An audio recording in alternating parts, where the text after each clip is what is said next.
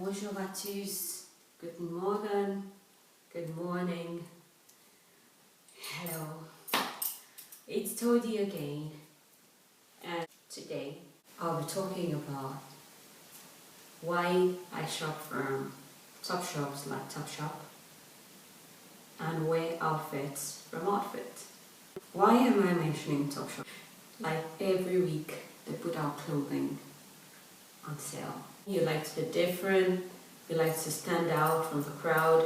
You also want to live within your budget. You don't want to set up expectations that you can manage. Why is that important in anything in life, by the way? First of all, the way you dress is the way you're dressed. Let's talk about going into a relationship. You've been dating this girl, she looks smashing. Each time you see her, you're like, oh my God, you can't wait to have her in your arms after the honeymoon or maybe during the honeymoon. And then suddenly, after the wedding, she takes off her wedding dress. Break the rules when you can, and when you cannot, stick by it. I'm always looking for gaps in the rules, where it's flexible, where you can bend it a bit, tweak it a bit. You get to the honeymoon, during the honeymoon, so you do the necessary stuff and you find, behold, it was all artificial.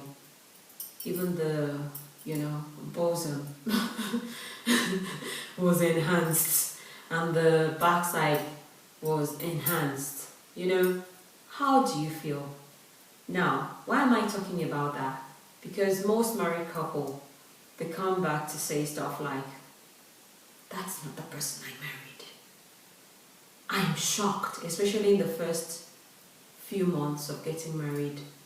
It's like denouement in literature, meaning, you reach the climax and then the crescendo. in music. Now, we ladies go like, oh, but it doesn't matter. I need to look good anyway. Think about dating a guy who comes to see you every time in customized cars and, different kind of shoes and all that. Only to find out that when you got married that everything was on lease and that his lease is over. Now, tell me whether you're not going to feel betrayed.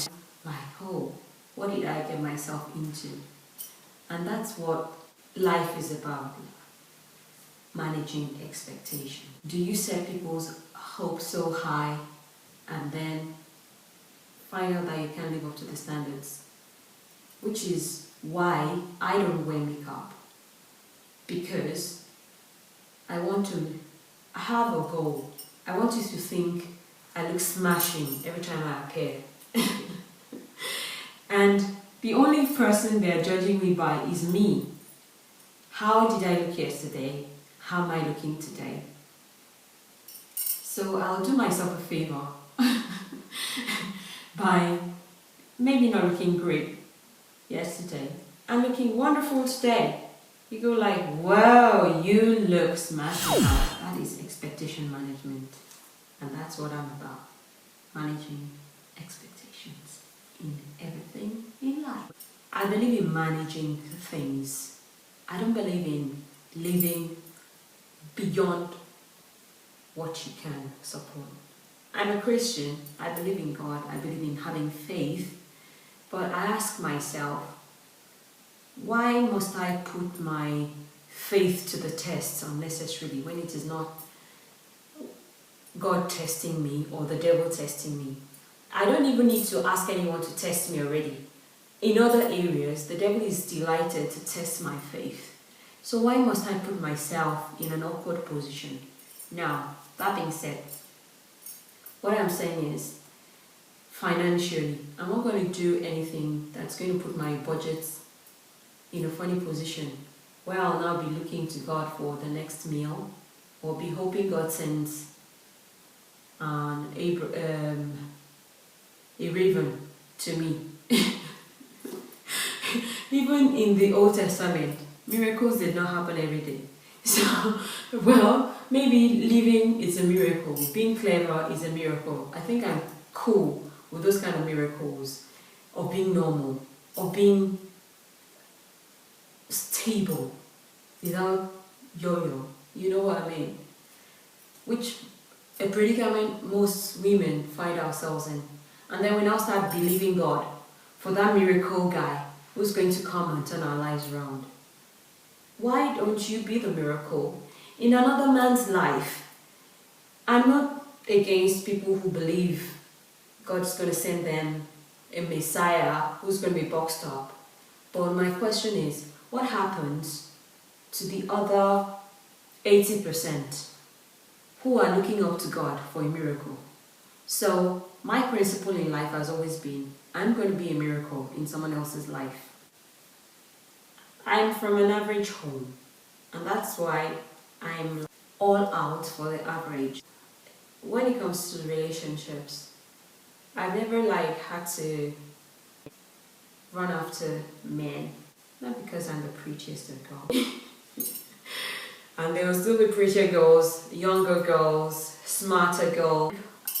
I'm happy where I am, and that's always been my principle.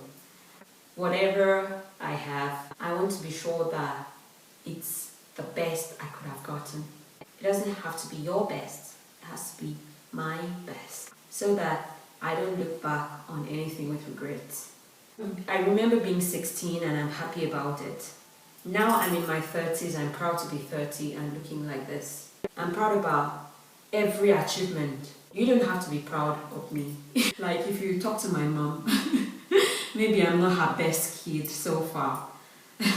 But then, I may not be every mother's dream of a little girl. My face may not grace the mind of everyone in the world. But that's alright, as long as I can have one wish, I pray.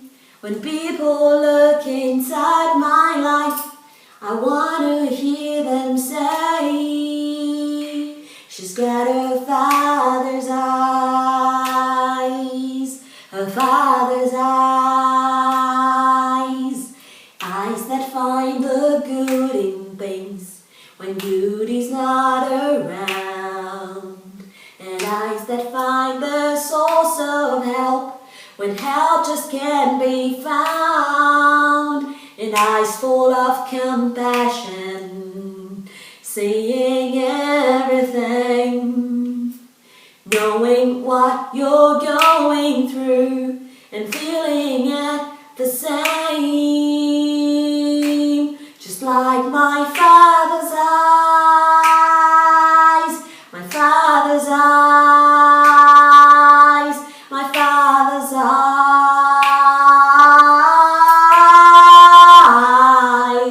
just like my father's eyes. And on that day when we'll pay for all the things we have done, good and bad, they'll all be earned to said by everyone. And when you're called to stand and tell just what you saw in me and you, more than anything I know, I want your words to be, she's got her father's eyes,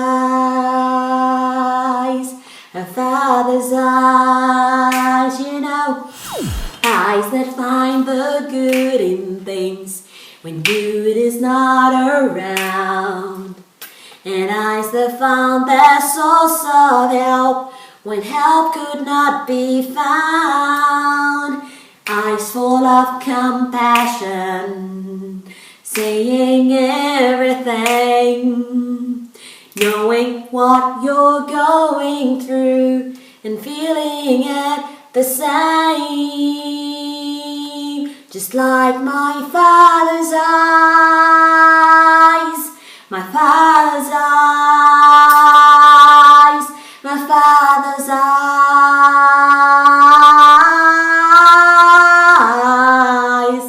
just like my father's eyes.